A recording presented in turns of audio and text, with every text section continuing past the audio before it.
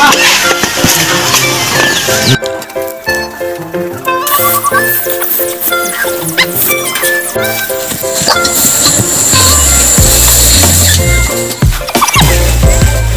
lang mga ka-farmers. Good day po mga ka-farmers. Isa namang panibagong vlog. Ang ating video ngayon ay pagtatanim po ng ating panibagong tanim ng abaka mga ka-farmers. Dahil ang fail FIDA po dito sa Leyte mga ka-farmers, nagkaroon po ng abaka rehabilitation. Kung saan yung aming lugar po sa Leyte mga ka-farmers, kami po ang dating #1 world, #1 supplier ng abaka. Kaya nagpatupad po ng abaka rehab yung ating ahensya ng gobyerno. Galing po sa fail FIDA. Kaya nabigyan po yung mga farmers, kagaya sa akin, na 300 na puno ng abaka, yung pagtatanim natin, mabigyan po ng 12,000 at saka mayroon pang isang sakong abono at saka mayroon pang farming tools. At saka ngayon, umpisa na rin po kami magtanim.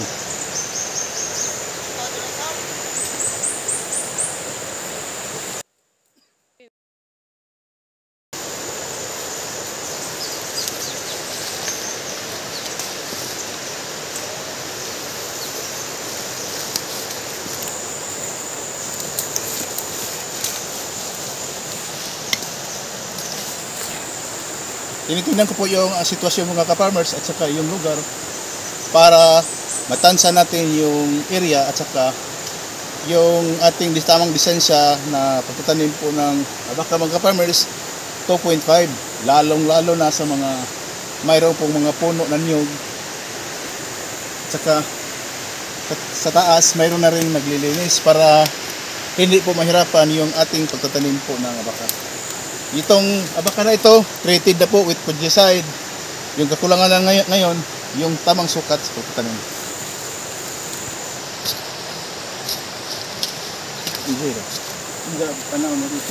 Sakto na magtanong din, pre, ha?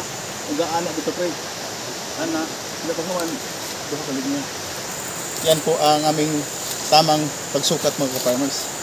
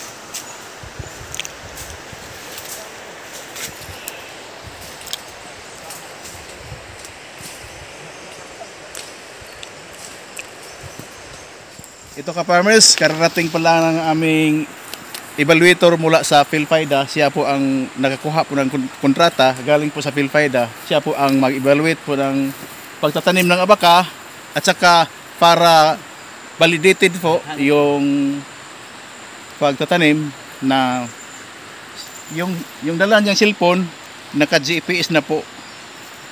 Ano po yung pag-detalye po ng pagkukuha ng impormasyon sa bawat puno ng abaka, makita po natin mamaya-maya pagkatapos ng pananghalian mga ka-farmers. A few moments later. Yung ulam sa mga binhuron. Ito na, paksiw. At saka Mayroon pa kaming Sila tunik mo uli. patsamba na ulam. Galing po sa baka. Gina. Karni ng Dagan baka. dilutuan ay wa pa sila muli. Sige, pananghalian na po tayo sa ating pananghalian dito sa ating Abaca Farm. Sige na, ikalat na yung ulam para sabay-sabay tayo mananghalian. Urong diri han. Sila tunik kung uli.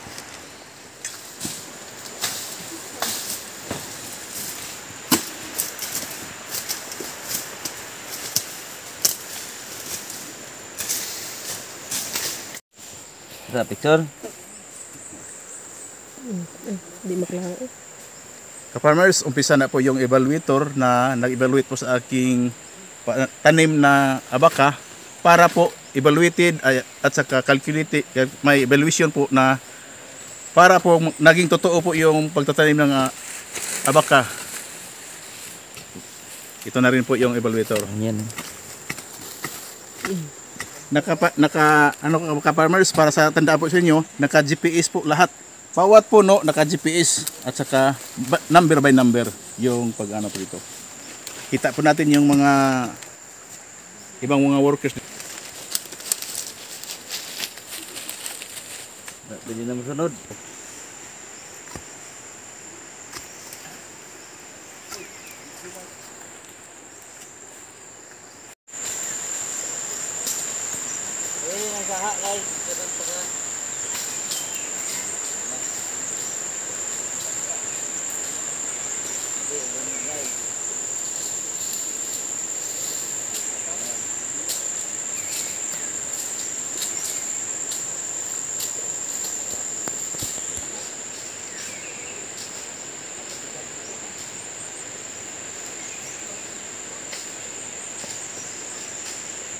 Okay. Ya, sunod na pod. Hindi na pod pikas. Kuning. Ano ra man himlo ah.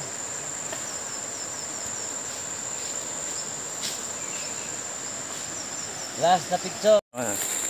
Sa wakas mga ka-farmers, natapos na rin yung aming pagtatanim po ng abaka, rehabilitation po.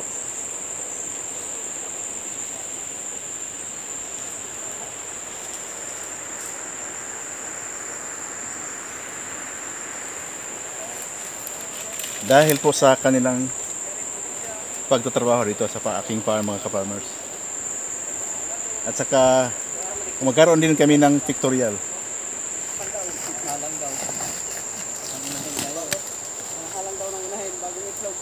Opat mo barog, tulong ka mo lingkod. Lingkod ako kay Howard. Picture mga boys. Hoy! Wag dyan na.